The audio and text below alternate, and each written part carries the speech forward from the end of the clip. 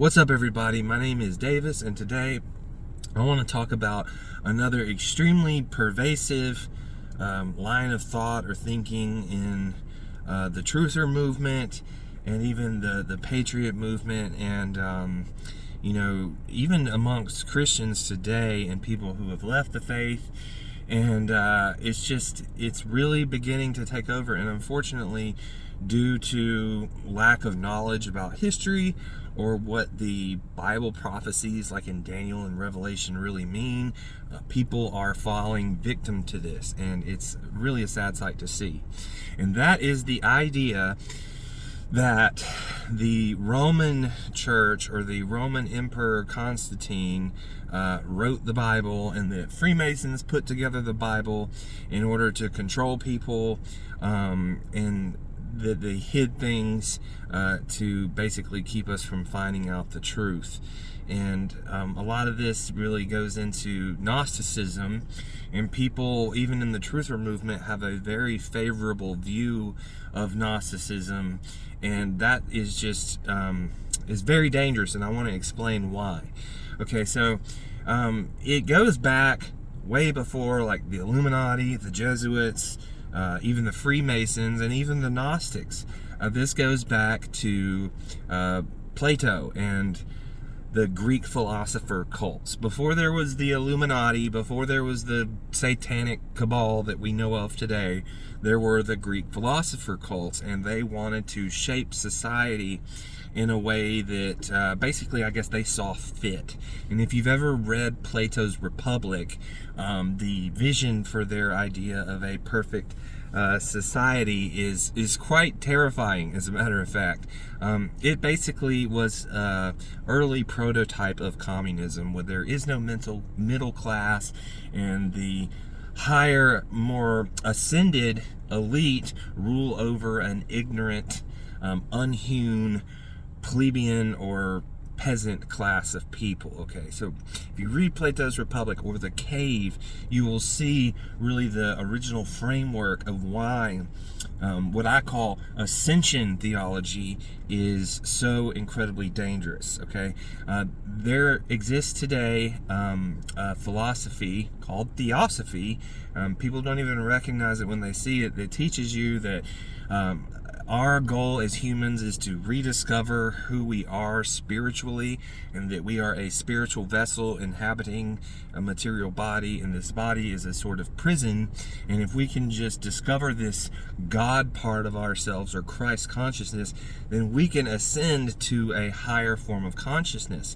And I just want to start by pointing out that this is a system of hierarchy. Okay, the idea that you or anyone can ascend to a higher enlightenment or level of consciousness automatically implicates a hierarchy. Okay, and it preys upon our narcissism and our belief that everyone wants to basically think they're a superhero.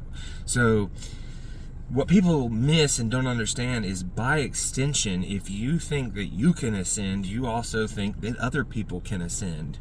And let me tell you, the people with money and power and influence, when they ascend, or they want to control who society thinks has ascended, has far more power than you do. And you have opened society up to this vulnerability where, say, a shadow government or a cabal or a bunch of people colluding together could all point at a guy and say, this man has achieved the higher knowledge, this man has risen to a higher consciousness, so therefore we should listen to what he says, because he's figured it all out. Okay, and that's the danger of ascension theology. And really it goes back to the Tower of Babel, which I've been writing a series about. It's this idea that we can build a tower up to God and even defeat God and attain immortality for ourselves. And this was Platonism. Plato came up with this idea that the physical, the material world is very evil, and that it's a prison, and that the highest God of all is a spiritual essence type of God, and that there were several emanations from this god called the archons, and one of these archons was a mother goddess named Sophia. And Sophia, I guess she had a bad day one day, and she has this deformed, terrible, scary baby called the demiurge. And this demiurge is responsible for creating Earth and mankind and imprisoning our true spiritual selves, which are pieces of this higher God, in a physical prison of a body. And that our goal is to escape and ascend beyond the physical.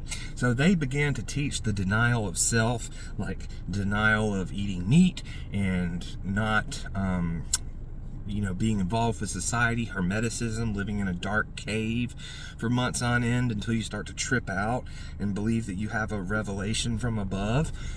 This is hermeticism and asceticism. They even taught that we should remain chaste and deny our sexual urges and not have wives or have children or anything of that nature. So that's where a lot of these things that we see today, these forms of denying of self, really began to take root. Because if we deny our physical bodies, and that's why you see a lot of gurus and monks and stuff, they're super thin and frail because they deny their physical selves in the hopes that they can reach a higher spirituality by escaping this physical body.